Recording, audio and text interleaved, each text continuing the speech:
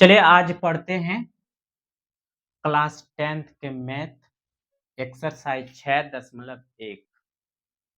6.1 पढ़ने से पहले आप इससे पहले वाले क्लास को देख लीजिए। इससे पहले वाले क्लास देखेंगे तो ये आपको 100% समझ में आ जाएगा और आप ये खुद अपने से बना लेंगे, क्योंकि हम उस क्लास में सर्वांगसम समरूप क्या होते हैं, किसको कहते हैं, सब बताए हुए हैं और वो समझ लेते हैं तो ये आपके लिए कुछ भी नहीं है। तो चलिए हम आज इसको बनाते हैं। यहाँ से इस एक्सरसाइज से ऑब्जेक्टिव डायरेक्ट उठा लेते हैं एग्जाम में, तो थोड़ा सा बढ़िया से समझिएगा। देखिए सवाल पहले क्या कह रहे हैं कि कोष्टकों में दिए गए शब्दों में से सही शब्दों का प्रयोग करते हुए रिक्त स्थानों को भरिए।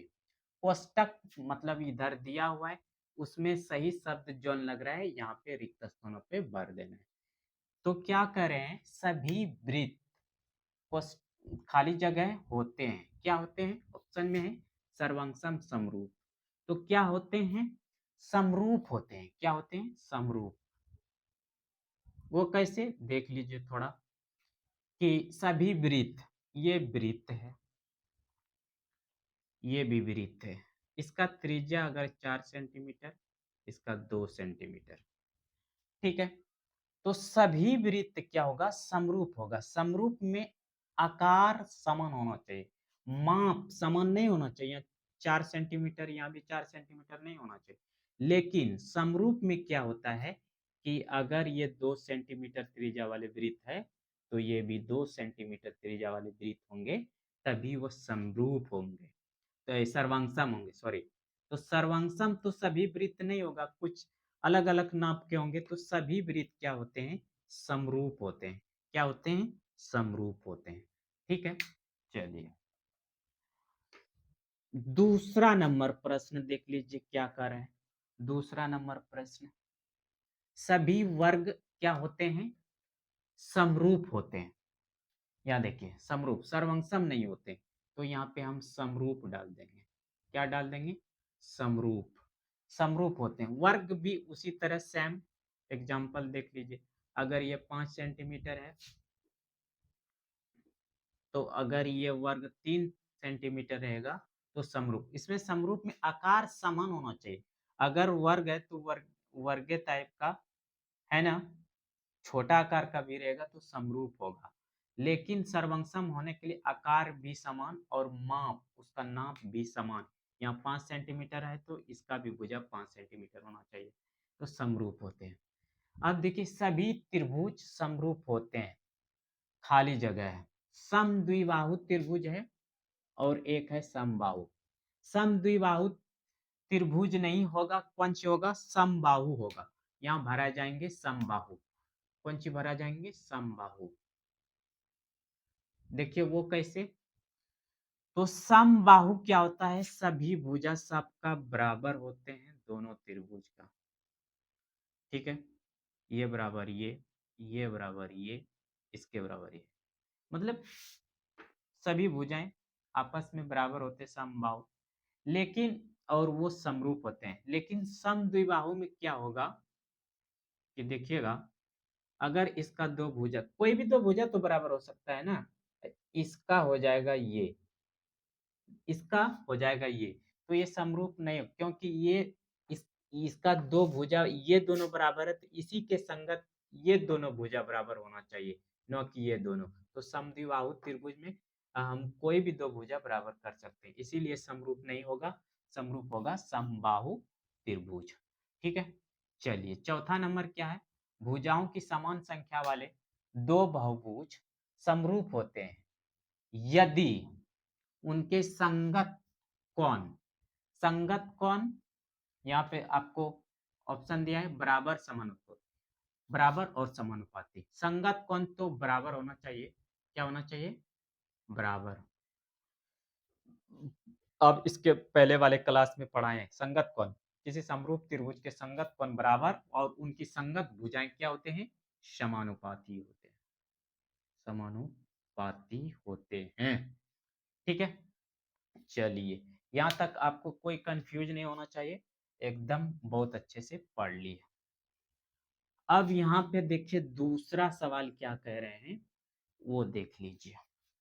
निम्नलिखित युग्मक के दो भिन्न भिन्न उदाहरण दीजिए। निम्नलिखित युग्मक समरूप आकृति का तो दे दीजिए, दो तो त्रिभुज दे दीजिए, ये समरूप हो जाएगा।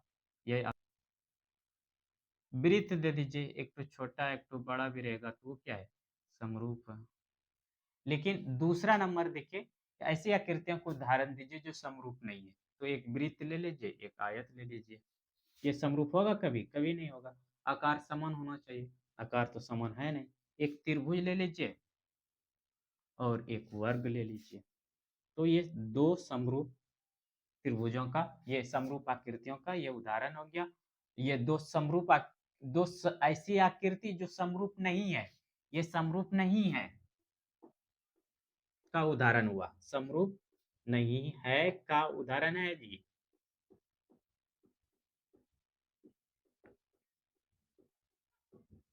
ठीक है, ये क्या है, ये दोनों समरूप है। समरूप का उदाहरण है, दो दो तो उदाहरण दे दिए। ठीक है, चलिए अब इस पे तीसरा सवाल बनाते हैं। तीसरा नंबर सवाल देख लीजिए, क्या बोल रहे हैं, बताइए कि निम्नलिखित चतुर्भुज समरूप है या नहीं। समरूप ये दोनों आकृति है या नहीं, ये चतुर्भुज दिया हुआ है। तो समरूप होने के लिए क्या शर्त है, उसकी संगत भुजाएं समान अनुपात में होना चाहिए और उसका कोण क्या होना चाहिए, बराबर होना चाहिए। तो देखिए भुजा तो इसमें लग रहा है समानुपाती में है, लेकिन कोण बराबर नहीं है। जैसे इसका भुजा एस आर लेते हैं, इसके संगत भुजा डी सी ले लेते हैं, तो कितना है इसका 1.5 सेंटीमीटर, उसका कितना है 3। डेढ़ दूनी 3 होता है, यानी कि डेढ़ का डेढ़, डेढ़ दूनी 3, 1/2। ठीक है, इसका ले लेते हैं एस पी, उसका ले लेते हैं, ये भुजा इसका लिया तो इसका भुजा डी ए, यानी कि 3, ये भी कट करके हो जाएगा इतना। फिर इसका भुजा पी क्यू, इसका भुजा ए बी।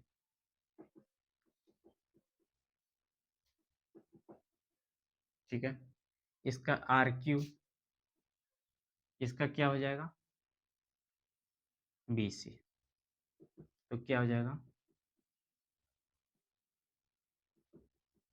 भुजाएं तो अनुपातिक है, क्या है, समान अनुपात में है।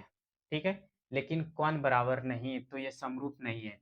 लिख लीजिएगा, क्योंकि चतुर्भुज की भुजाएं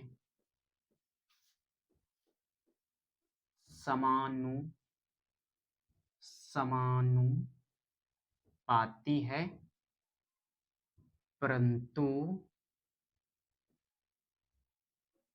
संगत कोण